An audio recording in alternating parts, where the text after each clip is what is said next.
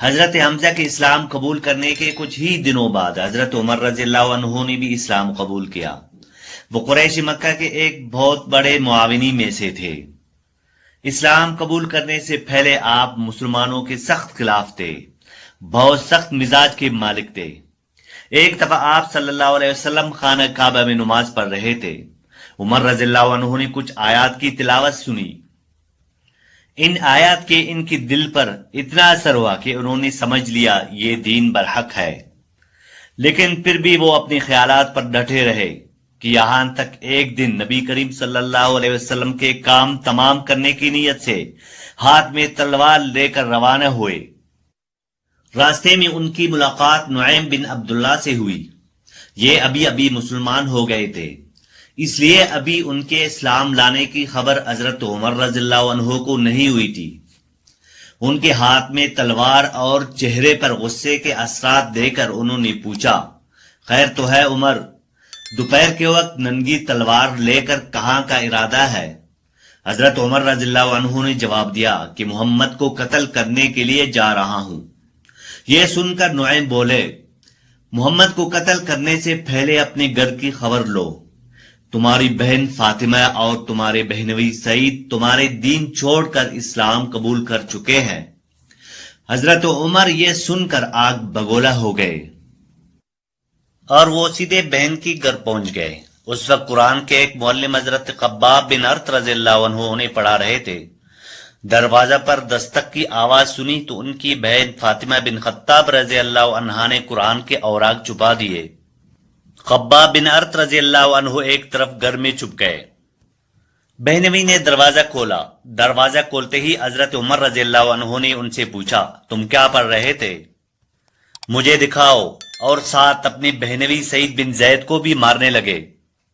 جب بہن نے اپنے خاوند کو بچانے کی کوشش کی تو ان کو بھی مارنے لگے، وہ بھی زخمی ہو گئی۔ ان کے منہ سے خون بہنے لگا۔ جوش میں آ کر بولی، جو جی میں آئے کر لو عمر، ہم مسلمان ہو چکے ہیں۔ حضرت عمر نے اپنی بہن کو زخمی حالت میں دیکھتے ہوئے نرم لہجے میں بولے، مجھے سناؤ تم کیا پڑھ رہے تھے، میں جاننا چاہتا ہوں تمہارا دین کیا ہے۔ فاطمہ بن خطاب رضی اللہ عنہا نے کہا، جاؤ پہلے تم غسل کر لو، پھر ہم دکھائیں گے ہم کیا پڑھ رہے تھے۔ غسل کرنے کے بعد انہیں قرآن کے اوراق دکھائے گئے۔ انہیں نرم پڑھتے دیکھ کر حضرت خباب بن ارت رضی اللہ عنہ گھر کے کونے سے نکل کر سامنے آ گئے۔ قرآنی اوراق پر سورہ طٰہٰ کی چند آیتیں لکھی ہوئی تھی۔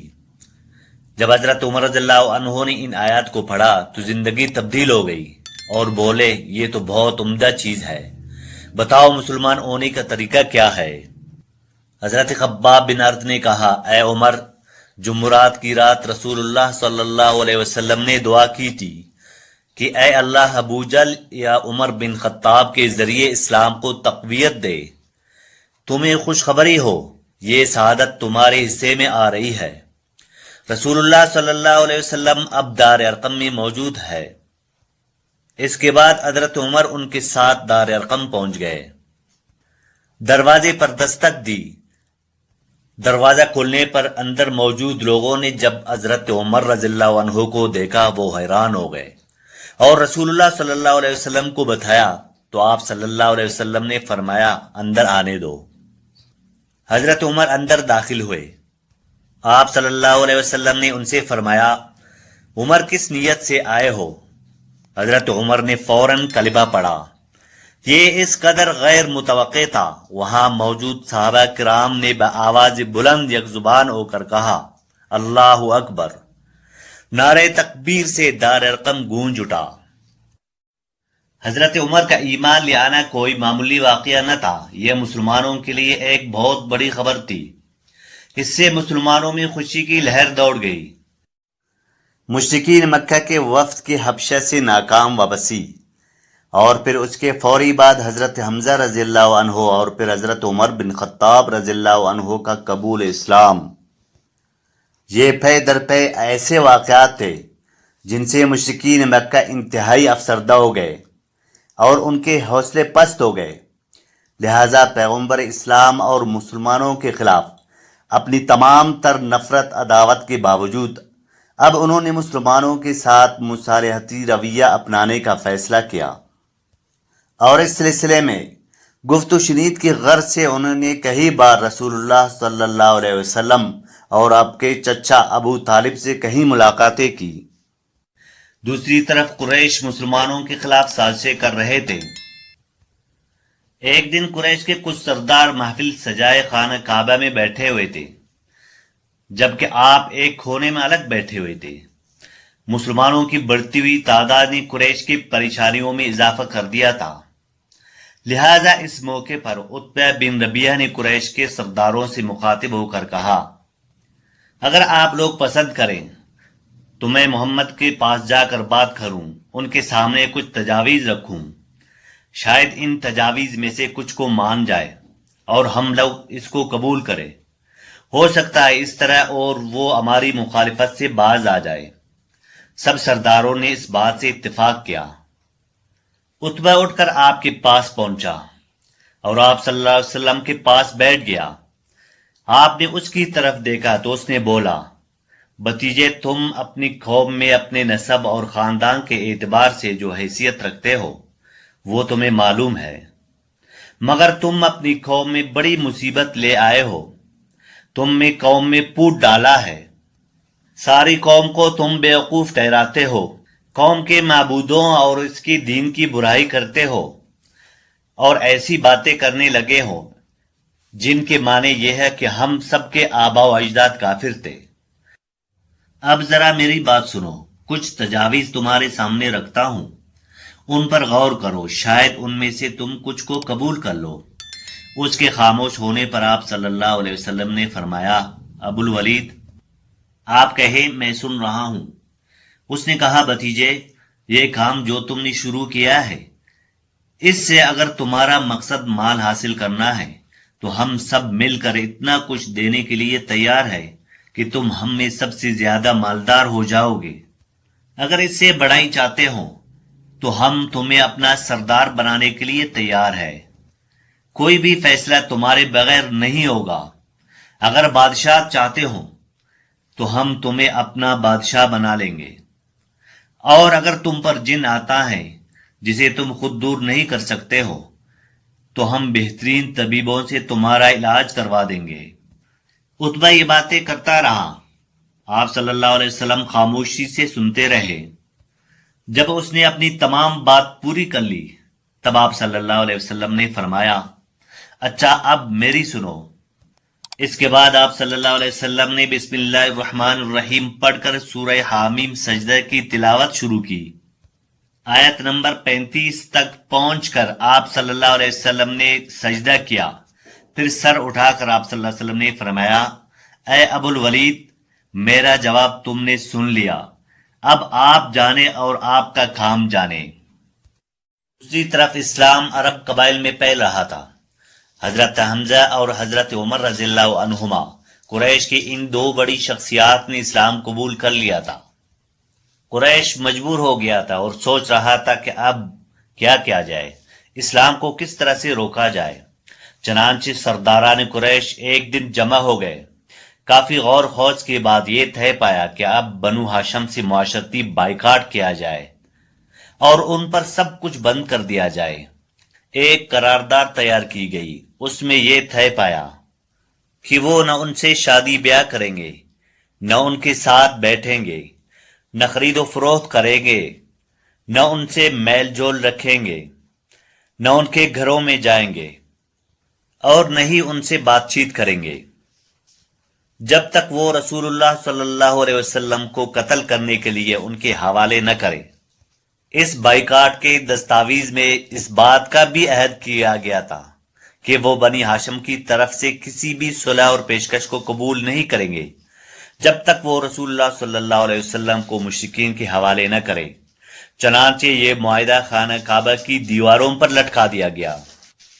قریش مکہ کی اس معاشرتی بائیکاٹ کی وجہ سے بنی ہاشم نے شعب ابی طالب میں پناہ لی۔ شعب ابی طالب ایک گھاٹی کا نام تھا، بنو ہاشم کے لوگ اس میں رہا کرتے تھے۔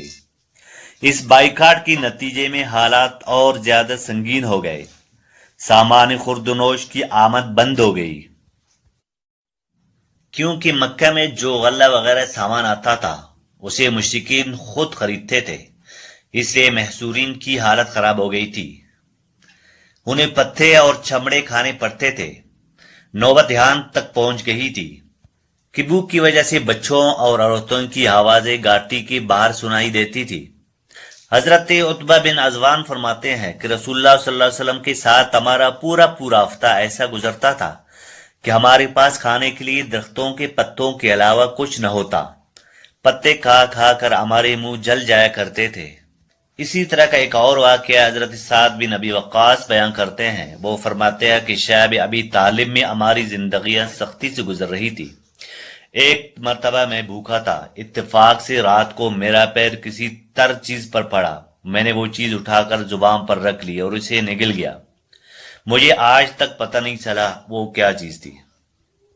جب کوئی قافلہ اشیاء خوردنی لے کر مکہ مکرمے میں آتا تو شعب ابی طالب کی محصوری میں سے کچھ لوگ اس امید پر نکلتے کہ شاید قافلے والے ہمیں کچھ فروخت کرے، مگر مکہ والے تو انہیں دیکھتے ہی منہ پھیر لیتے تھے۔ جب وہ ان قافلے والوں کے پاس پہنچتے اور ان سے کوئی چیز خریدنا چاہتے تھے تو ابو جہل ان کے پاس آ کر کھڑا ہو جاتا اور ان سے کہتا کہ یہ محمد کے ساتھی ہے، انہیں مہنگے دامن فروخت کرو تاکہ یہ کوئی چیز خرید نہ سکے۔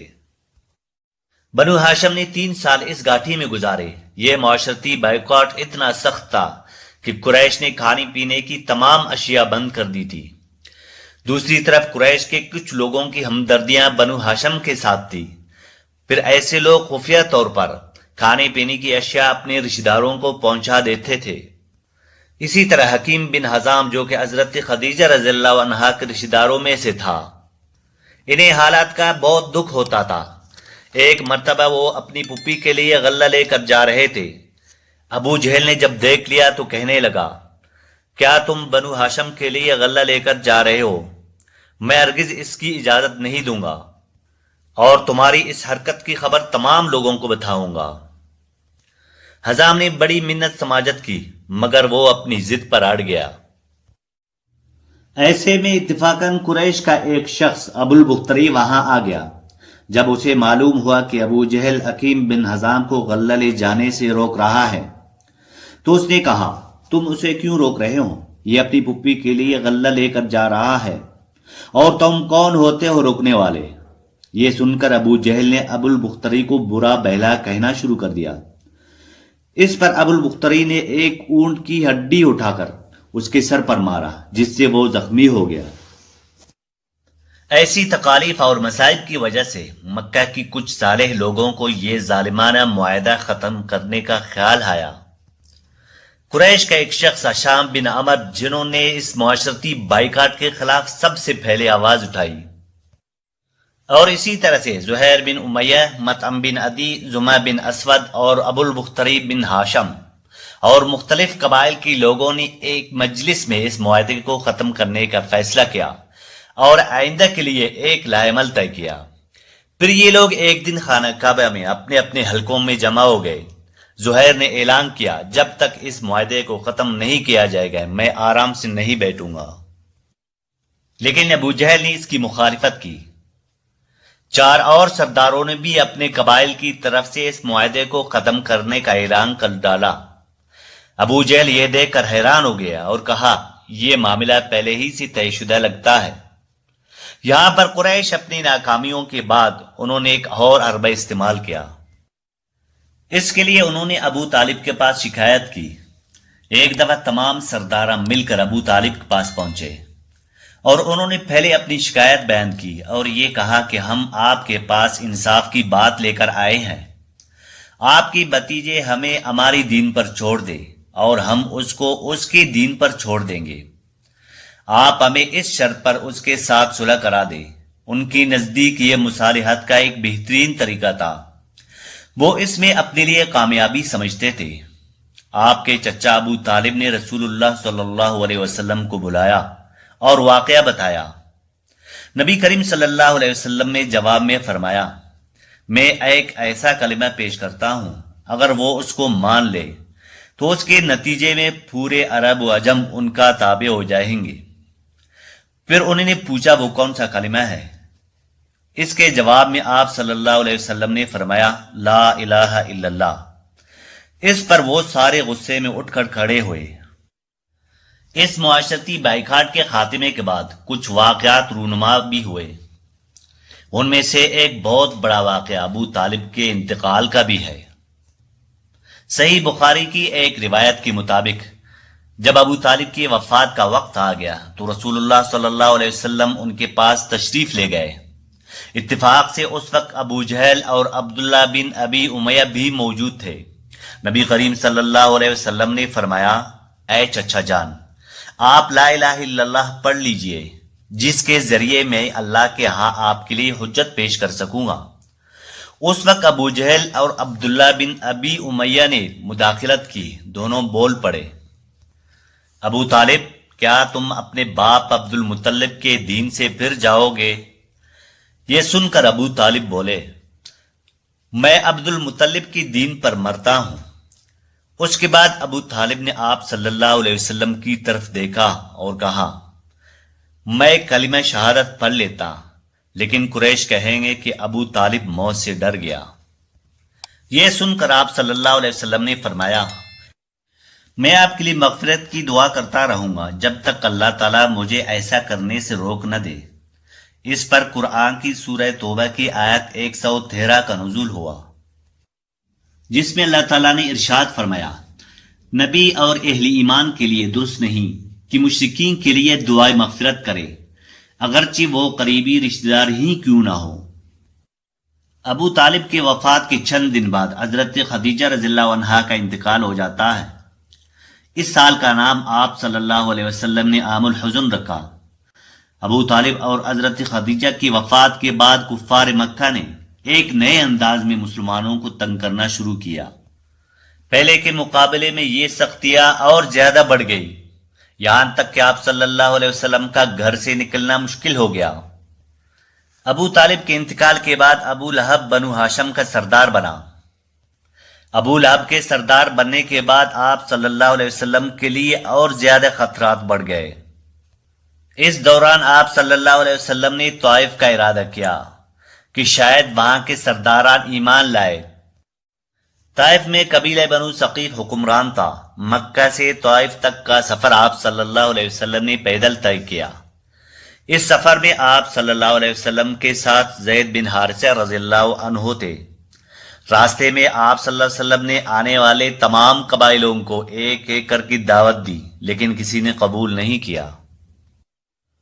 طائف میں آپ صلی اللہ علیہ وسلم نے 10 دن قیام فرمایا۔ اس قیام کے دوران آپ صلی اللہ علیہ وسلم بنو ثقیف کے 3 سرداروں کے پاس گئے۔ آپ صلی اللہ علیہ وسلم نے ان کو اسلام کی دعوت دی، لیکن انہوں نے انکار کیا۔ ان کے انکار کے بعد آپ صلی اللہ علیہ وسلم کو طائف چھوڑنا پڑا۔ پھر وہاں کے سرداروں نے اسی پر بس نہیں کیا، بلکہ نوجوانوں کو آپ صلی اللہ علیہ وسلم کے پیچھے لگایا۔ یہ نوجوان آپ صلی اللہ علیہ وسلم پر آوازیں کستے تھے، آپ صلی اللہ علیہ وسلم کو پتھر مارتے تھے، یہاں تک آپ صلی اللہ علیہ وسلم زخمی ہو گئے۔ اسی حال میں آپ صلی اللہ علیہ وسلم نے عتبہ کے ایک باغ میں پناہ لی، اور یہاں پر آپ صلی اللہ علیہ وسلم نے ایک دعا کی، اے اللہ میں تجھ ہی سے اپنی بے بسی کا شکوہ کرتا ہوں، یہ مجھے رسوا کرنا چاہتے ہیں، اس کا شکوہ بھی تجھ ہی سے کرتا ہوں، اے سارے مہربانوں سے زیادہ مہربان، اے میرے پروردگار آپ مجھے کن کے حوالے کر رہے ہیں جو مجھ سے دور ہے، جو مجھ سے منہ چھڑا کر بات کرتے ہیں۔ اے اللہ اگر تو مجھ سے ناراض نہیں اور اگر مجھ پر تیرا عتاب نہیں تو مجھے کسی بھی بات کی پرواہ نہیں۔ خداوند تیری آفت کا دامن بہت وسیع ہے، اے اللہ میں پناہ مانگتا ہوں اس سے کہ مجھ پر تیرا غضب پڑے یا عتاب نازل ہو۔ تجھ ہی کو منانا ہے اور اس وقت تک منانا ہے جب تک تو راضی نہ ہو جائے۔ اس کے بعد آپ جب یہاں سے اٹھے، اوپر نظر اٹھائی، بادل نے آپ پر سایہ کیا ہوا تھا۔ بادل پر نظر جمائی تو اس میں جبریل امین جلوہ فروز تھے اور عرض کی، یا رسول اللہ، اللہ تعالیٰ نے سن لیا، دیکھ لیا تم نے جو کچھ فرمایا۔ یہ میرے ساتھ پہاڑوں کی نگرانی پر مقرر فرشتہ موجود ہے، آپ حکم دیجئے، یہ تعمیل کریں گے۔ اس فرشتے نے عرض کی، مجھے اللہ تعالیٰ نے بھیجا ہے کہ آپ جو چاہے حکم کرے، میں تعمیل کروں گا۔ آپ حکم دے مکہ کی دونوں طرف کے پہاڑوں کو ملا کر ان تمام بے ادب اور گستاخوں کو پیس ڈالوں۔ آپ نے جواب میں فرمایا، اگر یہ بد نصیب ایمان نہیں لائے تو کیا ہوا؟ میں ان کی آنے والی نسل سے ہرگز نا امید نہیں ہوں۔ مجھے اللہ تعالیٰ کی ذات پر مکمل یقین اور بھروسہ ہے کہ وہ ان کی نسلوں میں ایسے لوگ پیدا فرمائے گا جو اللہ تعالیٰ کی توحید کے قائل ہوں گے اور شرک سے بیزار ہوں گے۔ ابن حشام بیان کرتے ہیں کہ زخموں سے چور جب حضور صلی اللہ علیہ وسلم اور حضرت زید رضی اللہ عنہ ایک باغ میں پناہ گزین تھے تو عتبہ نے انگوروں کا ایک خوشہ اپنے غلام اداس سے بھجوایا۔ حضور صلی اللہ علیہ وسلم نے بسم اللہ الرحمن الرحیم کہہ کر منہ میں رکھا۔ اداس نے حیرت سے کہا، یہ کلام تو یہاں کے باشندے نہیں بولتے۔ حضور صلی اللہ علیہ وسلم نے اداس سے پوچھا کہ تم کہاں کے رہنے والے ہو اور کس مذہب سے تعلق رکھتے ہو؟ اس نے عرض کیا، میں مسیحی ہوں اور نینوا کا رہنے والا ہوں۔ آپ نے اسے اسلام کی دعوت دی اور وہ مسلمان ہو گیا۔ طائف سے واپسی پر جنات کی ایک جماعت نے بھی اسلام قبول کیا۔ اس کے بعد آپ صلی اللہ علیہ وسلم مکہ مکرمہ روانہ ہوئے۔ مکہ کے قریب ہرا میں ٹھہر گئے اور انخس بن شریح کے پاس آدمی بھیجا کہ وہ آپ صلی اللہ علیہ وسلم کو پناہ دے، مگر اس نے معذرت کر لی۔ پھر آپ نے سہیل بن عمر کے پاس یہی پیغام بھیجا، مگر اس نے بھی معذرت کر لی۔ اس کے بعد آپ نے مطعم بن عدی کے پاس یہی پیغام بھیجا۔ مطعم کا دادا نوفل بن عبد مناف رسول اللہ صلی اللہ علیہ وسلم کے جد اعلیٰ ہاشم بن عبد مناف کا بھائی تھا۔ عبد مناف قبیلہ قریش کی سب سے معزز شاخ تھی، چنانچہ مطعم نے آپ کی پناہ کی حامی بھر لی اور خود اپنے بیٹوں کے ساتھ ہتھیار بند ہو گیا اور آپ صلی اللہ علیہ وسلم کو بلایا۔ آپ تشریف لے آئے، مسجد حرام میں داخل ہوئے، پہلے خانہ کعبہ کا طواف کیا، پھر 2 رکعت نماز ادا کی، اس کے بعد گھر تشریف لے گئے۔ اس دوران مطعم بن عدی اور اس کی اولاد نے مسلح حالت میں آپ صلی اللہ علیہ وسلم کو گھیرے میں لے رکھا اور مطعم نے قریش میں اعلان کیا اس نے محمد صلی اللہ علیہ وسلم کو پناہ دے رکھی ہے۔ قریش نے اس کی اس پناہ کو منظور کیا۔ آپ صلی اللہ علیہ وسلم کا یہ معمول تھا، جب حج کا زمانہ آتا اور قبائل جب مکہ کے اطراف میں آ جاتے تو آپ ایک ایک قبیلے کے پاس جاتے، اسلام کی تبلیغ فرماتے، میلوں میں جا کر وعظ فرماتے، قبائل کے پاس جاتے۔ طائف سے واپسی کے بعد آپ صلی اللہ علیہ وسلم نے تبلیغ کا دائرہ بڑھا دیا۔ آپ صلی اللہ علیہ وسلم مختلف قبائل کی محفلوں میں جاتے، یا مکہ سے باہر جاتے، یا راستے میں کھڑے ہو کر لوگوں کو اللہ کا پیغام سناتے۔ آپ کی کوششوں سے جہاں پر عام لوگوں نے اسلام قبول کیا، وہاں اثر رسوخ رکھنے والے خاص لوگوں نے بھی اسلام قبول کیا۔ ان کے کچھ نام یہ ہے: طفیل بن عمرو رضی اللہ عنہ۔ حضرت طفیل بن عمر الدوسی ہجرت سے بہت پہلے اسلام قبول کر چکا تھا۔ قبول اسلام کے بعد خود ہی انہوں نے عرض کیا، یا رسول اللہ، میری قوم میں میری چلتی ہے، میں ان کے پاس جا کر ان کو اسلام کی دعوت دوں گا۔ چنانچہ رسول اللہ صلی اللہ علیہ وسلم نے ان کو اپنی قوم کی طرف سے مبلغ بنا کر روانہ فرمایا۔ حضرت ابو ذر غفاری رضی اللہ عنہ۔ حضرت ابو ذر غفاری رضی اللہ عنہ فطرتاً نیک سیرت انسان تھے۔ جب آپ صلی اللہ علیہ وسلم کی بعثت کی خبر سنی تو بارگاہ رسالت میں حاضر ہو کر اسلام قبول کیا۔ آپ صلی اللہ علیہ وسلم نے فرمایا، کیا تم میری طرف سے اپنی قوم کو اسلام کا پیغام پہنچا سکتے ہو؟ شاید تمہاری وجہ سے اللہ تعالیٰ ان کو نفع دے اور تمہیں اجر و ثواب عطا فرمائے۔ چنانچہ واپسی پر حضرت ابو ذر غفاری رضی اللہ عنہ نے سب سے پہلے اپنے بھائی انیس کو دعوت دی، وہ مسلمان ہو گئے۔ اس کے بعد اپنی والدہ کو اسلام کی طرف مائل کیا، وہ بخوشی اسلام میں داخل ہو گئی۔ پھر آپ نے تمام قوم کو اسلام کی طرف بلایا۔ نصف لوگ اسی وقت مسلمان ہو گئے اور باقی نے بھی ہجرت کے بعد اسلام قبول کیا۔ حضرت ابو ذر غفاری کی دعوتی سرگرمیوں نے دوسرے قبائل کو بھی متاثر کیا، چنانچہ قبیلہ غفار کے ساتھ ہی بنو اسلم کا قبیلہ آباد تھا۔ وہ لوگ بھی رسول اللہ صلی اللہ علیہ وسلم کی خدمت میں حاضر ہوئے اور عرض کیا، یا رسول اللہ، جس چیز پر ہمارے بھائی اسلام لائے ہیں اس پر ہم بھی اسلام لاتے ہیں۔ آپ صلی اللہ علیہ وسلم نے یہ سن کر فرمایا، اللہ تعالیٰ غفار کی مغفرت کرے اور اسلم کو سلامت رکھے۔ حضرت ابو موسیٰ اشعری رضی اللہ عنہ حضرت ابو موسیٰ اشعری رضی اللہ عنہ قدیم الاسلام صحابی تھے جنہوں نے مکہ میں حاضر ہو کر اسلام قبول کیا تھا۔ حضرت ابو موسیٰ اشعری کی قوم کے اکثر لوگوں نے ان کے زیر اثر اسلام قبول کیا تھا۔ چنانچہ حضرت ابو موسیٰ اشعری رضی اللہ عنہ بیان کرتے ہیں کہ جب ہمیں یمن میں اطلاع ملی کہ رسول اللہ صلی اللہ علیہ وسلم مکہ سے ہجرت کر کے مدینہ تشریف لائے ہیں تو میں اپنی قوم کے 50 آدمیوں کے ساتھ روانہ ہوا تاکہ ہم بارگاہ رسالت میں حاضر ہو جائے، لیکن سمندری طوفان ہمیں ابشہ کی طرف لے گیا، جہاں سے ہم حضرت جعفر بن ابی طالب کے ساتھ مدینہ واپس آئے، اور اس وقت خیبر کے سارے قلعے فتح ہو چکے تھے۔ حضرت زماد ازدی رضی اللہ عنہ ازد قبیلہ عرب کے نامور قبائل میں سے ایک مشہور قبیلہ تھا۔ اس کے ایک سردار زماد ازدی مکہ مکرمہ ایک دفعہ آئے۔ وہ ان مریضوں کو دم کرتے تھے جنہیں آسیب یا جنات کی تکلیف ہوتی تھی۔ اسے یہاں کے چند احمقوں نے رسول اللہ صلی اللہ علیہ وسلم کے بارے میں بتایا کہ انہیں آسیب کی شکایت ہے، وہ بہکی بہکی باتیں کرتے ہیں، انہیں غشی کے دورے پڑتے ہیں۔ اس کے علاوہ وہ ایک نئے مذہب کا پروپگنڈا بھی زور شور سے کرتے ہیں، جس کی وجہ سے سارے شہر میں فتنہ و فساد کی شعلے بھڑک اٹھے ہیں۔ ایسی بیماریوں کے لیے تیرا دم بڑا اکثیر ہے، اگر تم ان کو دم کر دو تو تیرے دم سے وہ صحت یاب ہو جائیں گے، اسی طرح قوم تیری شکر گزار ہوگی۔ انہوں نے دل میں طے کر لیا کہ اگر میری اس شخص سے ملاقات ہوئی تو میں اسے ضرور دم کروں گا، شاید اللہ تعالیٰ اسے میرے ذریعے سے شفا یاب کر دے۔ چنانچہ اس نے ایک روز رسول اللہ صلی اللہ علیہ وسلم کو حرم کے صحن میں دیکھا۔ وہ حضور صلی اللہ علیہ وسلم کے پاس جا کر بیٹھ گئے اور کہنے لگے، میرے پاس آسیب کا بڑا مجرب دم ہے، اللہ تعالیٰ جس کو چاہتا ہے میرے دم سے صحت بخش دیتا ہے، کیا آپ کی مرضی ہے کہ میں آپ کو دم کروں؟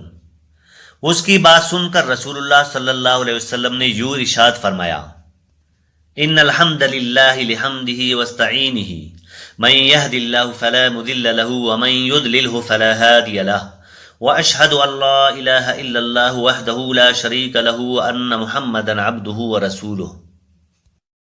زماد یہ کلمات سن کر بے خود ہو گئے اور عرض کی، ایک دفعہ پھر دہرائیے۔ رسول اللہ صلی اللہ علیہ وسلم نے 3 بار ان کلمات کو دہرایا۔ انہیں سننے کے بعد زماد کہنے لگے، میں نے کاہنوں اور جادوگروں کے اقوال سنے ہیں، شعراء کے اشعار سنے ہیں، لیکن میں نے آپ کے ان کلمات کی مثل کوئی کلام نہیں سنا۔ ہاتھ آگے بڑھائیے تاکہ میں آپ صلی اللہ علیہ وسلم کے ہاتھ پر اسلام کی بیعت کروں۔ رسول اللہ صلی اللہ علیہ وسلم نے اپنا دست مبارک بڑھایا، ان سے بیعت لی اور پھر فرمایا، یہ بیعت صرف تمہاری طرف سے نہیں بلکہ قوم کی طرف سے بھی ہے۔ انہوں نے کہا، بے شک یہ بیعت میری قوم کی طرف سے بھی قبول فرمائیے۔ نبوت کے 11ویں سال اللہ تعالیٰ نے تبلیغ اسلام کا ایک نیا باب کھول دیا۔ مدینہ سے ہر سال لوگ حج کرنے مکہ آیا کرتے تھے۔ حضور صلی اللہ علیہ وسلم نے ان کے سامنے اسلام پیش کیا۔ وہ یہودیوں سے ایک نئے نبی کے آنے کے پیشن گوئیاں سنتے رہتے تھے۔ انہیں یقین ہو گیا تھا کہ یہ وہی رسول ہے۔ قبیلہ خزرج کے 6 آدمیوں نے رسول اللہ صلی اللہ علیہ وسلم کے ہاتھ پر بیعت کی تھی اور مسلمان ہو گئے تھے۔ اس بیعت کو بیعت عقبہ اولیٰ بھی کہا جاتا ہے۔ نبوت کے 10ویں سال واقعہ معراج پیش آیا۔ مشہور قول کے مطابق معراج کا واقعہ 27 رجب کو پیش آیا۔ اس رات جبریل علیہ السلام آپ صلی اللہ علیہ وسلم کے پاس آئے۔ آپ کا سینہ اقدس چاک کر کے زمزم کے پانی سے دھویا، پھر ایک تیز رفتار سواری پیش کی جس کا نام براق تھا۔ آپ اس پر تشریف فرما ہوئے۔ براق کی رفتار کا یہ عالم تھا کہ جہاں نگاہ جاتی تھی وہاں اس کا قدم پڑتا تھا۔ راستے میں کھجور کے باغات نظر آئے۔ تو جبریل علیہ السلام نے عرض کیا یہاں اتر کر 2 رکعت نفل ادا فرمائیے، یہ جگہ آپ کا مقام اجرت ہے۔ یہاں سے روانہ ہونے کے بعد بیت المقدس پر اترے، وہاں تمام انبیاء کرام آپ صلی اللہ علیہ وسلم کے منتظر تھے۔ آپ نے نماز پڑھائی اور سارے انبیاء نے آپ صلی اللہ علیہ وسلم کی امامت میں نماز پڑھی۔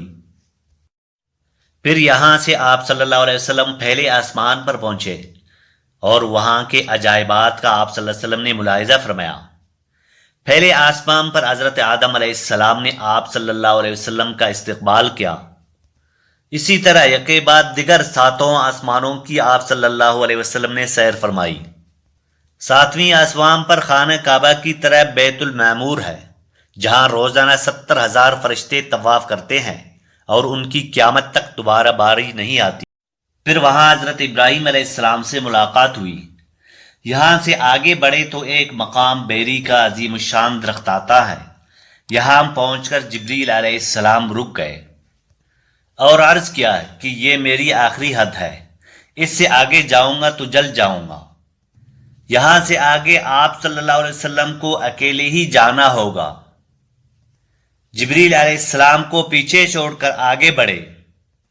آپ عرش عظیم تک پہنچے تو اللہ تعالیٰ نے تمام عجائبات اٹھا دیے اور آپ نے اللہ تعالیٰ کی زیارت کی۔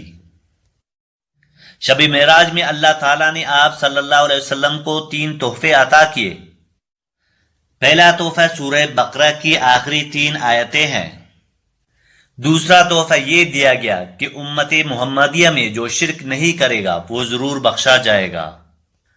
تیسرا تحفہ 50 نماز کا تھا، جسے آپ صلی اللہ علیہ وسلم نے حضرت موسیٰ علیہ السلام کے کہنے پر اللہ تعالیٰ سے درخواست کر کے کم کروا دی، یہاں تک کہ 5 نمازیں رہ گئی۔ آسمانوں کی معراج کے موقع پر آپ صلی اللہ علیہ وسلم نے جنت و دوزخ کا مشاہدہ بھی فرمایا۔ معراج سے واپسی پر آپ صلی اللہ علیہ وسلم نے صبح سویرے اس واقعہ کا تذکرہ اہل مکہ سے کیا تو مشرکین نے اس کا انکار کر دیا اور آپ صلی اللہ علیہ وسلم سے کچھ ثبوت مانگے جو آپ صلی اللہ علیہ وسلم نے فراہم کر دی۔ اس کے باوجود وہ اپنی ہٹ درمی پر قائم رہے۔ مسلمان سارے کے سارے ایمان لائے اور سب سے پہلے حضرت ابوبکر صدیق رضی اللہ عنہ نے اس واقعہ کی تصدیق کی۔ بعثت کے 12ویں سال کل 12 افراد نے آپ صلی اللہ علیہ وسلم کے ہاتھ پر عقبہ کے مقام پر بیعت کی۔ ان لوگوں نے چند باتوں پر حضور صلی اللہ علیہ وسلم سے بیعت کی تھی، وہ یہ ہے: ہم صرف خدا واحد کی عبادت کریں گے، ہم چوری اور زنا نہیں کریں گے، ہم کسی پر جھوٹی تہمت نہیں لگائیں گے، ہم اپنی اولاد کو قتل نہیں کریں گے، ہم رسول اللہ صلی اللہ علیہ وسلم کے ہر حال میں اطاعت کریں گے۔ اس کے بعد اسلامی تعلیمات اور ان کی تربیت کے لیے آپ صلی اللہ علیہ وسلم نے مشہور صحابی حضرت مصعب بن عمیر کو ان کے ساتھ بھیج دیا۔ حضرت مصعب بن عمیر کی کوششوں سے مدینہ کے گھر گھر میں اسلام پھیل گیا۔ 13 نبوی میں حج کے موقع پر مدینہ منورہ کے 75 آدمیوں نے منا کی اسی گھاٹی عقبہ کے مقام پر حضور صلی اللہ علیہ وسلم کے ہاتھ پر بیعت کی۔ اس مرتبہ مدینہ کے مسلمانوں نے رسول اللہ صلی اللہ علیہ وسلم کو دعوت دی کہ آپ صلی اللہ علیہ وسلم اور آپ کے رفقا مدینہ تشریف لے چلے، وہاں اسلام کی تبلیغ کے لیے زیادہ کام ہو سکے گا، اور یہ عہد کیا کہ ہم لوگ آپ صلی اللہ علیہ وسلم اور اسلام کی حفاظت کے لیے اپنی جان قربان کر دیں گے۔ اس موقع پر حضور صلی اللہ علیہ وسلم کے چچا عباس بن عبد المطلب بھی موجود تھے، جو ابھی تک مسلمان نہیں ہوئے تھے۔ انہوں نے مدینہ والوں سے کہا کہ دیکھو، محمد صلی اللہ علیہ وسلم اپنے خاندان بنی ہاشم میں ہر طرح سے محترم اور باعزت ہے۔ ہم لوگوں نے دشمن کے مقابلے میں سینہ سپر ہو کر ہمیشہ ان کی حفاظت کی ہے۔ اب تم لوگ ان کو اپنے وطن لے جانے کے خواہشمند ہو تو سن لو، اگر مرتے دم تک تم لوگ ان کا ساتھ دے سکو تو بہتر ہے، ورنہ ابھی سے کنارہ کش ہو جاؤ۔ یہ سن کر برا بن حازب طیش میں آ کر کہنے لگے کہ ہم لوگ تلواروں کی گود میں پلے ہیں۔ ابو الحسین نے یہ کہا، یا رسول اللہ، کہیں ایسا نہ ہو کہ جب اللہ تعالیٰ آپ صلی اللہ علیہ وسلم کو غلبہ عطا فرمائے تو آپ ہم لوگوں کو چھوڑ کر اپنے وطن مکہ چلے جائے۔ یہ سن کر حضور صلی اللہ علیہ وسلم نے مسکراتے ہوئے جواب دیا کہ تم لوگ اطمینان رکھو کہ تمہارا خون میرا خون ہے، اور یقین کرو میرا جینا مرنا تمہارے ساتھ ہے۔ میں تمہارا ہوں اور تم میرے ہو، تمہارا دشمن میرا دشمن اور تمہارا دوست میرا دوست ہے۔ جب انصار بیعت کر رہے تھے تو اس موقع پر اسعد بن زرارہ یا عباس بن عبادہ نے کہا کہ میرے بھائیوں، تمہیں یہ بھی خبر ہے کہ تم لوگ کس چیز پر بیعت کر رہے ہو؟ خوب سمجھ لو کہ یہ عرب عجم کے ساتھ اعلان جنگ ہے۔ انصار نے طیش میں آ کر نہایت ہی پرجوش لہجے میں کہا کہ ہاں، ہم لوگ اسی پر بیعت کر رہے ہیں۔ بیعت ہو جانے کے بعد آپ صلی اللہ علیہ وسلم نے ان میں 12 آدمیوں کو نقیب یعنی سردار مقرر فرمایا۔ ان میں 9 آدمی قبیلہ خزرج اور 3 اوس قبیلے کے تھے۔ آپ صلی اللہ علیہ وسلم نے فرمایا یہ اپنی قوم کے تمام معاملات کے ذمہ دار ہے، جس طرح عیسیٰ علیہ السلام کے حواری ان کی طرف سے کفیل ہوئے تھے، اور میں اپنی قوم یعنی مسلمانوں کا کفیل ہوں۔ ان سب نے یک زبان ہو کر کہا جی ہاں۔ یہ تھی دوسری بیعت عقبہ، آپ صلی اللہ علیہ وسلم کی زندگی کی سب سے بڑی بیعت تھی۔ اس کے بعد حالات کا رخ تبدیل ہوا، تاریخ نے نیا موڑ لیا۔ بیعت عقبہ اولا اور بیعت عقبہ ثانی کے بعد مسلمانوں کو مدینہ میں ایک پناہ گاہ حاصل ہو گئی، اس لیے آپ صلی اللہ علیہ وسلم نے اللہ تعالیٰ کے حکم سے مکہ کے مسلمانوں کو یہ اجازت دی کہ وہ مدینہ کی طرف ہجرت کرے۔ نبوت کا 13واں سال شروع ہو چکا تھا اور اکثر صحابہ کرام مدینہ پہنچ چکے تھے، تو وہی الہی کے مطابق آپ صلی اللہ علیہ وسلم نے بھی مدینہ جانے کا ارادہ فرمایا۔ قریش نے دیکھا کہ مسلمان مدینے میں جا کر طاقت حاصل کرنا چاہتے ہیں اور وہاں اسلامی ضابطہ حیات ہے۔ مدینے میں مسلمانوں کو پناہ مل گئی ہے اور وہ سکون سے زندگی بسر کر رہے ہیں۔ قریش کو اپنی وجود کا خطرہ لاحق ہو گیا تھا، چنانچہ قریش کے تمام سرداران دارالندوہ میں جمع ہوئے۔ قریش کی اس مجلس میں تمام رؤساء موجود تھے۔ سب نے مختلف تجاویز پیش کی، لیکن سب تجاویز ناکام ہو گئی اور صرف ایک تجویز پر اتفاق کیا گیا۔ آخر میں ابو جہل نے کہا ہر قبیلے سے ایک نوجوان لیا جائے، پھر یہ تمام نوجوان ایک ساتھ مل کر تلواروں سے آپ صلی اللہ علیہ وسلم کا خاتمہ کر دے۔ اس صورت میں ان کا خون تمام قبائل میں بٹ جائے گا اور مسلمان اکیلے تمام قبائل کا مقابلہ نہیں کر سکیں گے۔ ابو جہل کی اس رائے پر دارالندوہ میں موجود تمام سرداروں کا اتفاق ہو گیا۔ اس کے بعد قریش کے نوجوانوں نے آپ صلی اللہ علیہ وسلم کے گھر کا چاروں طرف سے محاصرہ کر لیا۔ اہل عرب مکان کے اندر گھسنا معیوب سمجھتے تھے، اس لیے وہ گھر کے باہر آپ کا انتظار کر رہے تھے کہ جیسے آپ گھر سے نکلیں گے وہ آپ پر حملہ آور ہوں گے۔ رسول اللہ صلی اللہ علیہ وسلم سے قریش کو اس قدر عداوت تھی، تاہم آپ کی دیانت پر ان کو اعتماد تھا کہ جس شخص کو کچھ مال یا امانت سپرد کرنی ہوتی تھی تو آپ کے پاس لا کر رکھ لیتا تھا۔ اس وقت بھی آپ صلی اللہ علیہ وسلم کے پاس بہت سی امانتیں تھیں۔ آپ صلی اللہ علیہ وسلم کو قریش کے اس ارادے کی خبر ہو چکی تھی، اسی بنا پر حضرت علی رضی اللہ عنہ کو بلا کر فرمایا مجھے ہجرت کا حکم ہو چکا ہے، میں آج مدینہ روانہ ہو جاؤں گا، تم میرے بسترے پر چادر اوڑھ کر سو جاؤ، صبح کو سب کی امانتیں جا کر واپس دے آنا۔ یہ خطرہ کا موقع تھا۔ کفار نے جب آپ صلی اللہ علیہ وسلم کے گھر کا محاصرہ کر لیا اور رات زیادہ ہو گئی، رسول اللہ صلی اللہ علیہ وسلم گھر سے باہر تشریف لے آئے۔ مشرکین کی صفوں کو چیرتے ہوئے اپنے ہاتھ میں مٹی اٹھا کر ان کی طرف پھینک دیا۔ اللہ تعالیٰ نے ان کی نگاہیں پکڑ لی اور وہ آپ صلی اللہ علیہ وسلم کو دیکھ نہیں سکے۔ اس طرح سے آپ صلی اللہ علیہ وسلم نکلنے میں کامیاب ہوئے۔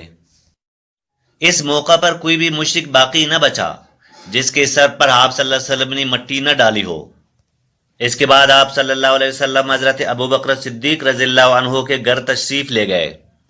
حضرت ابوبکر صدیق کو ساتھ لے کر غار ثور میں جا پہنچے۔ ادھر محاصرین انتظار کر رہے تھے لیکن اس سے ذرا پہلے انہیں اپنی ناکامی کا احساس ہو گیا تھا۔ ہوا یہ، ان کے پاس ایک غیر متعلق شخص آیا اور انہیں آپ صلی اللہ علیہ وسلم کے دروازے پر دیکھ کر پوچھا کہ تم لوگ کس چیز کا انتظار کر رہے ہو؟ انہوں نے کہا محمد کا۔ اس نے کہا تم لوگ ناکام نامراد ہو گئے ہو، اللہ کی قسم محمد تو آپ کے پاس سے گزرے اور آپ کے سروں پر مٹی ڈالتے ہوئے اپنے کام کو گئے۔ انہوں نے کہا واللہ ہم نے تو انہیں نہیں دیکھا، اور اس کے بعد اپنے سروں سے مٹی جھاڑتے ہوئے اٹھ گئے۔ لیکن پھر دروازے کے ایک کونے سے جھانک کر دیکھا تو حضرت علی رضی اللہ عنہ نظر آئے۔ کہنے لگے اللہ کی قسم یہ تو محمد ہے اور سو رہے ہیں، ان کے اوپر چادر بھی موجود ہے۔ چنانچہ یہ لوگ صبح تک انتظار کرتے رہے۔ ادھر جب صبح ہوئی اور حضرت علی رضی اللہ عنہ بسترے سے اٹھے تو مشرکین کے ہوش حواس اڑ گئے۔ انہوں نے حضرت علی رضی اللہ عنہ سے پوچھا کہ رسول اللہ صلی اللہ علیہ وسلم کہاں ہے؟ حضرت علی نے جواب دیا مجھے معلوم نہیں۔ ادھر آپ کو معلوم تھا کہ قریش پوری قوت کے ساتھ آپ کی تلاش میں لگ جائیں گے، اور جس راستے کا رخ کریں گے وہ مدینہ کا راستہ ہوگا۔ اس لیے آپ صلی اللہ علیہ وسلم نے وہ راستہ اختیار فرمایا جو اس کے بالکل الٹ تھا، یعنی یمن والا راستہ جو مکہ کے جنوب میں واقع ہے۔ آپ صلی اللہ علیہ وسلم نے اس راستے پر کوئی 5 میل کا فاصلہ طے کیا اور اس پہاڑی کے دامن میں پہنچے جو غار ثور کے نام سے مشہور ہے۔ یہ نہایت بلند اور مشکل والا پہاڑ ہے جہاں پتھر بھی زیادہ ہے، جن سے رسول اللہ صلی اللہ علیہ وسلم کے دونوں پاؤں زخمی ہو گئے۔ بعض مورخین کے مطابق کہ آپ صلی اللہ علیہ وسلم نشان قدم چھپانے کے لیے پنجوں کے بل چل رہے تھے، اس لیے آپ صلی اللہ علیہ وسلم کے پاؤں زخمی ہو گئے۔ اور اسی طرح سے حضرت ابو بکر صدیق رضی اللہ عنہ نے پہاڑ کے دامن میں پہنچ کر آپ صلی اللہ علیہ وسلم کو اٹھا لیا اور دوڑتے ہوئے غار ثور کے پاس پہنچے۔ غار ثور کے پاس پہنچ کر ابو بکر صدیق رضی اللہ عنہ نے کہا اللہ کے لیے ابھی آپ صلی اللہ علیہ وسلم اس میں داخل نہ ہو، پہلے میں داخل ہو کر دیکھ لیتا ہوں، اگر اس میں کوئی چیز ہوئی تو آپ صلی اللہ علیہ وسلم کے بجائے مجھے اس سے سابقہ پیش آئے گا۔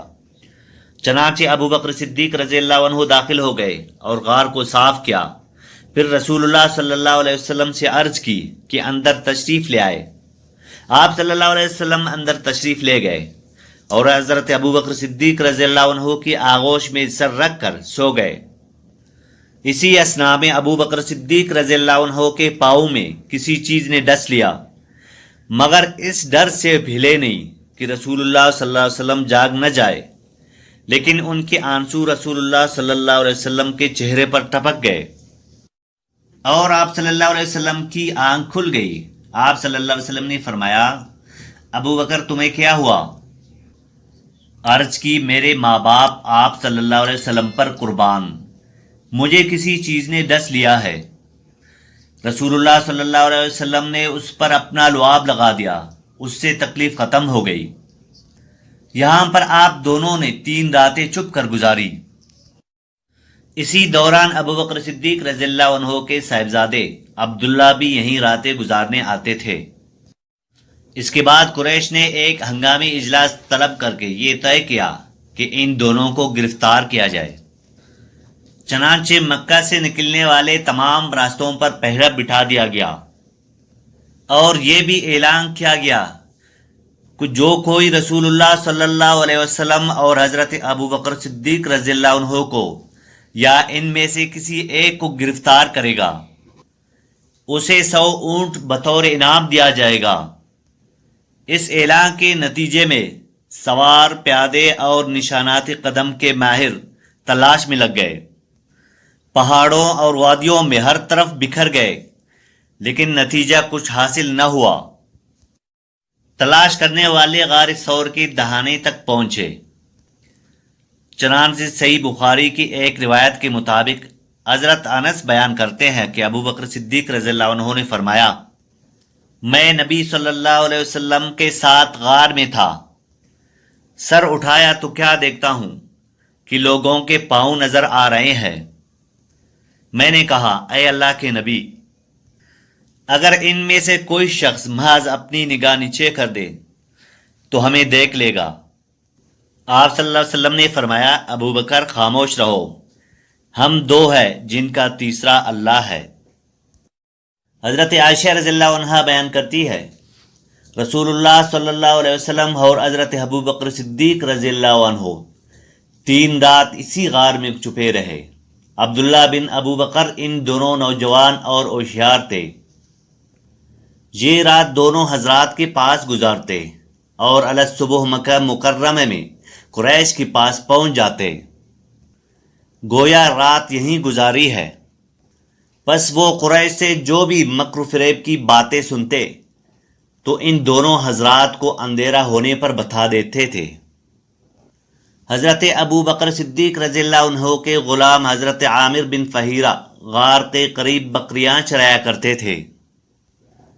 جب کچھ رات گزر جاتی تو وہ بکریاں ان کے پاس لے آتے اور یہ دونوں حضرات بکریوں کا دودھ پی کر آرام سے رات گزارتے، اور اسی طرح عامر بن فہیرہ اندھیرے میں بکریوں کو ہان کر لے جایا کرتے تھے۔ تینوں رات میں عامر بن فہیرہ نے ایسا ہی کیا۔ ربیع الاول یکم ہجری کو رسول اللہ صلی اللہ علیہ وسلم غار ثور سے باہر تشریف لے آئے۔ آپ صلی اللہ علیہ وسلم نے ایک شخص عبداللہ بن اریقت کو حجرت پر رہنمائی کے لیے مقرر فرمایا۔ اس شخص پر آپ صلی اللہ علیہ وسلم کا اعتماد تھا، وہ راستہ بتانے میں بڑا ماہر تھا۔ یہ شخص بنی آس بن واہل سہمی کا حلیف اور کفار قریش کے دین پر تھا۔ رسول اللہ صلی اللہ علیہ وسلم اور حضرت ابو بکر صدیق رضی اللہ عنہ نے اسے اپنا امین بنا لیا۔ غار ثور پہنچ کر دونوں اونٹنیاں اس کے حوالے کر دی اور 3 رات کے بعد سواریوں کو غار ثور پر لانے کا وعدہ لیا۔ تیسرے روز یہ دونوں حضرات اور ان کے ساتھ عامر بن فہیرہ اور رہبر چلے اور ساحل کا رخ اختیار کیا۔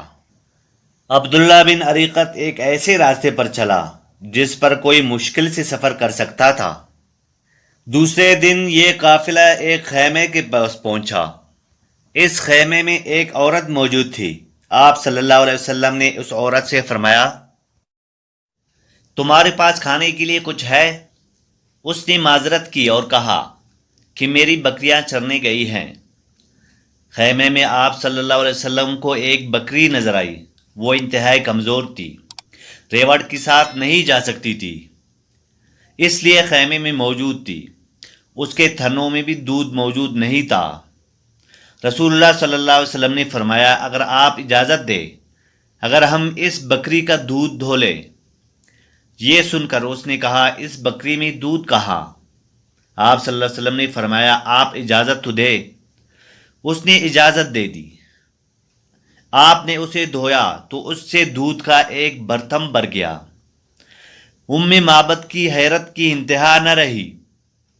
آپ صلی اللہ علیہ وسلم نے پہلے اسے دودھ پلایا، جب وہ سیر ہو گئی اس کے بعد آپ نے اپنے ساتھیوں کو دودھ پلایا، جب وہ سیر ہو گئے تب آپ صلی اللہ علیہ وسلم نے دودھ نوش فرمایا، پھر اس برتن کو نیچے رکھ کر دودھ دھویا۔ وہ برتن دوبارہ بھر گیا۔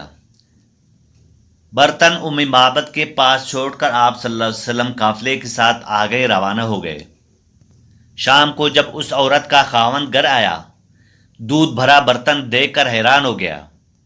معلوم کرنے پر ام معبد نے سارا قصہ سنایا اور نبی صلی اللہ علیہ وسلم کا حلیہ مبارک اور اخلاق کے بارے میں بھی بتایا۔ یہ سن کر اس کا خاوند بول اٹھا یہ تو اللہ صاحب قریش ہے، میرا ارادہ ہے کہ آپ کا ساتھ دوں، اگر مجھے کوئی موقع ملا میں ایسا ضرور کروں گا۔ لیکن اس واقعہ کے کچھ عرصے بعد دونوں میاں بیوی مدینہ پہنچ کر انہوں نے اسلام قبول کر لیا۔ ادھر قریش کے ایک نوجوان سراقہ قریش کے انعام کا اعلان سن کر لالچ میں آ کر اس نے اپنا تیز ترین گھوڑا لیا، آپ صلی اللہ علیہ وسلم کے تعاقب میں نکلا۔ اور قدیت تک پہنچا۔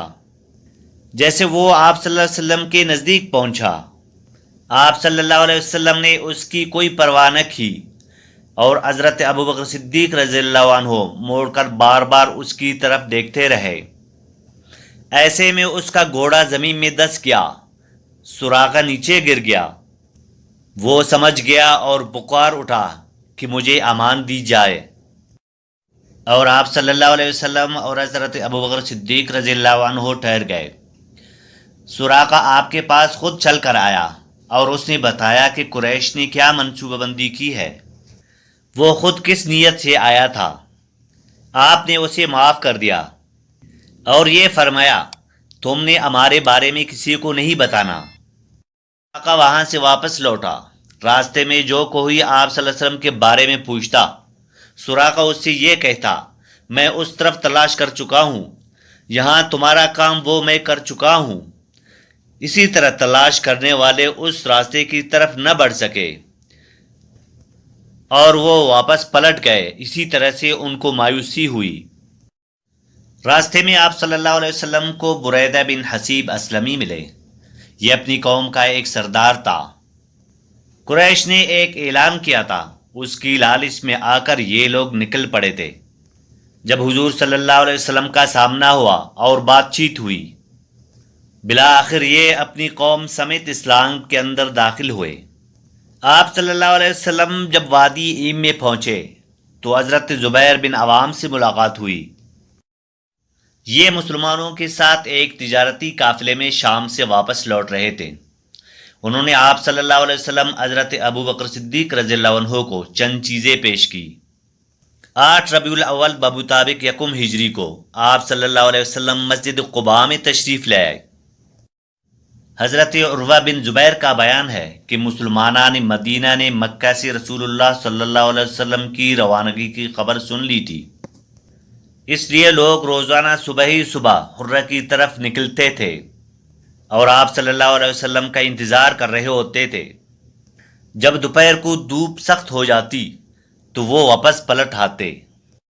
ایک روز طویل انتظار کے بعد واپس پلٹ کر لوگ اپنے اپنے گھروں کو پہنچ چکے تھے کہ ایک یہودی اپنے کسی ٹیلے پر کچھ دیکھنے کے لیے چڑھا۔ کیا دیکھتا ہے کہ رسول اللہ صلی اللہ علیہ وسلم اور آپ کے رفقا سفید کپڑوں میں ملبوس تشریف لا رہے ہیں۔ اس نے بے خود ہو کر نہایت بلند آواز سے کہا، عرب کے لوگوں، یہ رہا تمہارا نصیب جس کا تم انتظار کر رہے تھے۔ یہ سنتے ہی مسلمان ہتھیاروں کی طرف دوڑ پڑے اور ہتھیاروں سے مسلح ہو کر حرہ کی پشت پر آپ صلی اللہ علیہ وسلم کا استقبال کیا اور نعرہ تکبیر کی آواز بلند کی۔ اس کے بعد آپ صلی اللہ علیہ وسلم نے قباء میں حضرت کلثوم کے ہاں قیام فرمایا۔ ادھر حضرت علی رضی اللہ عنہ نے مکہ میں 3 روز ٹھہر کر اور لوگوں کی جو امانتیں رسول اللہ صلی اللہ علیہ وسلم کے پاس تھی انہیں ادا کر کے پیدل ہی مدینے کا رخ کیا اور قباء میں رسول اللہ صلی اللہ علیہ وسلم سے آ ملے۔ رسول اللہ صلی اللہ علیہ وسلم نے قباء میں کل 14 دن قیام فرمایا اور اسی دوران مسجد قباء کی بنیاد رکھی، اس میں نماز بھی پڑھی۔ یہ آپ صلی اللہ علیہ وسلم کی نبوت کے بعد پہلی مسجد ہے جس کی بنیاد تقویٰ پر رکھی گئی۔ اس لیے آپ صلی اللہ علیہ وسلم نے فرمایا، جو شخص مسجد قباء میں 2 رکعت نماز پڑھے اس کو عمرے کا ثواب ملے گا۔ اس کے بعد آپ صلی اللہ علیہ وسلم اللہ کے حکم سے یہاں سے روانہ ہوئے۔ یہ جمعہ کا دن تھا۔ آپ صلی اللہ علیہ وسلم نے بنو نجار قبیلے کی طرف رخ کیا اور اطلاع بھیجی۔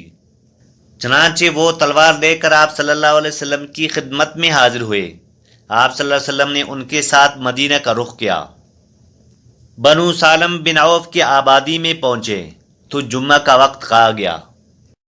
اس کے بعد اللہ کے حکم سے آپ صلی اللہ علیہ وسلم یہاں سے روانہ ہوئے۔ یہ جمعہ کا دن تھا۔ آپ صلی اللہ علیہ وسلم نے بنو نجار قبیلے کی طرف رخ کیا اور اطلاع بھیج دی۔ چنانچہ وہ تلوار لے کر آپ صلی اللہ علیہ وسلم کی خدمت میں حاضر ہوئے۔ آپ صلی اللہ علیہ وسلم نے ان کے ساتھ مدینہ کا رخ کیا۔ بنو سالم بن عوف کے آبادی میں جیسے پہنچے تو جمعہ کا وقت آ گیا۔ آپ نے بطن وادی میں اسی مقام پر جمعہ پڑھا جہاں اب مسجد ہے۔ کل 100 آدمی تھے۔ جمعہ پڑھنے کے بعد رسول اللہ صلی اللہ علیہ وسلم مدینہ تشریف لے گئے، اور اسی دن سے اس شہر کا نام یثرب کے بجائے مدینۃ الرسول یعنی شہر رسول صلی اللہ علیہ وسلم پڑ گیا۔ یہ نہایت تابناک اور تاریخی دن تھا۔ ہر گلی کوچوں میں نعرے تکبیر کی آوازیں بلند ہو رہی تھی، اور انصار کی بچیاں خوشی اور مسرت سے یہ اشعار پڑھ رہی تھی: طلع البدر علینا من ثنیات الوداع وجب الشکر علینا ما دعا للہ دعا۔ ہم پر وداع کی چوٹیوں سے 14ویں رات کا چاند طلوع ہوا۔ جب تک لوگ اللہ کو پکارتے رہیں گے ہم پر اس کا شکر واجب ہے۔ اے ہم میں مبعوث ہونے والا نبی، آپ ایسے امر کے ساتھ تشریف لائے ہیں جس کی اطاعت کی جائے گی۔ حضور صلی اللہ علیہ وسلم انصار کے جس قبیلے کے پاس سے گزرتے، اس محلے کے لوگ آپ صلی اللہ علیہ وسلم کی اونٹنی کی نکیل پکڑ لیتے اور عرض کرتے: ہم لوگ حاضر ہیں، ہمارے ہاں کیا فرمائیے؟ جواب میں آپ صلی اللہ علیہ وسلم فرماتے: اونٹنی کا راستہ چھوڑ دو، یہ اللہ کی طرف سے مأمور ہے۔ چنانچہ اونٹنی اسی جگہ رکی جہاں آج مسجد نبوی ہے۔ اس کے بعد آپ صلی اللہ علیہ وسلم نیچے تشریف لے آئے۔ ایسے میں حضرت ابو ایوب انصاری نے اونٹنی کا کھجاوا اٹھا کر اپنے گھر لے گئے۔ اس پر آپ صلی اللہ علیہ وسلم نے فرمایا: اونٹنی اپنے کھجاوے کے ساتھ ہے۔ صحیح بخاری کے ایک حدیث کے مطابق حضرت انس رضی اللہ عنہ فرماتے ہیں کہ رسول اللہ صلی اللہ علیہ وسلم نے فرمایا: تمہارے کس آدمی کا گھر زیادہ قریب ہے؟ حضرت ابو ایوب انصاری نے کہا: میرا گھر۔ اے اللہ کے رسول صلی اللہ علیہ وسلم، یہ رہا میرا مکان اور یہ رہا میرا دروازہ۔ آپ صلی اللہ علیہ وسلم نے فرمایا: جاؤ اور ہمارے لیے قیلولہ کی جگہ تیار کر دو۔ انہوں نے عرض کیا: آپ دونوں تشریف لے چلے، اللہ برکت دے۔ اسی طرح سے میزبانی کا شرف حضرت ابو ایوب انصاری کے حصے میں آیا۔ حضور صلی اللہ علیہ وسلم جب مدینہ منورہ میں قیام پذیر ہو چکے تھے، آپ نے حضرت زید بن حارثہ اور حضرت ابو رافع کو مکہ کی طرف بھیجا۔ وہ آپ صلی اللہ علیہ وسلم کی دونوں صاحبزادیوں اور امہات المؤمنین کو اپنے ساتھ لے آئے۔ ان کے ساتھ حضرت ابو بکر صدیق رضی اللہ عنہ کے صاحبزادے عبد الرحمن بن ابو بکر اپنے گھر کے دیگر افراد کے ساتھ مدینہ منورہ پہنچ گئے۔ مدینہ منورہ پہنچنے کے بعد آپ صلی اللہ علیہ وسلم نے سب سے پہلے اسی جگہ پر مسجد بنانے کا فیصلہ کیا جدھر آپ صلی اللہ علیہ وسلم کی اونٹنی بیٹھ گئی تھی۔ وہ جگہ بنو نجار کے 2 باشندے سہل اور سہیل کی تھی۔ آپ نے اسی جگہ مسجد بنانے کا ارادہ فرمایا۔ آپ نے بنو نجار کے لوگوں سے مسجد کی تعمیر کی بات کی۔ انہوں نے زمین بغیر کسی رقم کے آپ صلی اللہ علیہ وسلم کے حوالے کر دی، لیکن آپ صلی اللہ علیہ وسلم نے اس کو بغیر قیمت کے ناپسند فرمایا۔ آپ صلی اللہ علیہ وسلم نے اس زمین کی پہلے قیمت ادا کی اور اس کے بعد مسجد کو تعمیر کرنے کا سلسلہ شروع کیا۔ اس مسجد کی تعمیر میں آپ صلی اللہ علیہ وسلم نے خود حصہ لیا۔ آج یہ مسجد مسجد نبوی کے نام سے مشہور ہے۔ آپ صلی اللہ علیہ وسلم نے مسجد نبوی کے احاطے میں کچھ مکانات بھی تعمیر کیے۔ ان مکانات کی دیواریں کچی اینٹوں کی تھی، جن کی چھتوں پر کھجور کی ٹہنیاں رکھی گئی، پھر ان پر کھجور کے پتے بچھائے گئے۔ اسی طرح سے ان حجروں کی تعمیر مکمل کی گئی۔ یہ ازواج مطہرات کے حجرے تھے۔ ان کی تعمیر مکمل ہونے کے بعد آپ صلی اللہ علیہ وسلم حضرت ابو ایوب انصاری کے گھر سے یہاں منتقل ہوئے۔ مسجد نبوی ایک باقاعدہ درسگاہ تھی۔ یہ مسلمانوں کے لیے ایک تربیت گاہ تھی۔ اسی مسجد میں بیٹھ کر آپ صلی اللہ علیہ وسلم اس وقت کے معاشرے کے تمام مسائل قرآن کریم کی روشنی میں حل فرماتے۔ آپ صلی اللہ علیہ وسلم کی تمام اصلاحی اور تعمیری سرگرمیاں یہیں سے انجام پاتی۔ مملکت کے تمام سیاسی امور یہیں انجام پاتے۔ عدالتی فیصلے بھی یہیں ہوا کرتے تھے۔ ہر قسم کی تمام سرگرمیاں اسی مسجد میں ہوتی تھی. تمام رفائی کاموں کا مرکز یہی مسجد قرار پائی. مسجد نبوی کی تعمیر کے بعد مسلمان یہاں سے نماز باجماعت پڑھنے لگے. حضرت جابر رضی اللہ عنہ سے روایت ہے کہ رسول اللہ صلی اللہ علیہ وسلم نے فرمایا کہ میری مسجد میں نماز اجر کے اعتبار سے دوسری مساجد میں نماز پڑھنے سے 1000 گنا افضل ہے، سوائے مسجد حرام کے. اور مسجد حرام میں نماز پڑھنا اس کے سوا مسجد میں 1,00,000 نمازیں پڑھنے سے افضل ہے.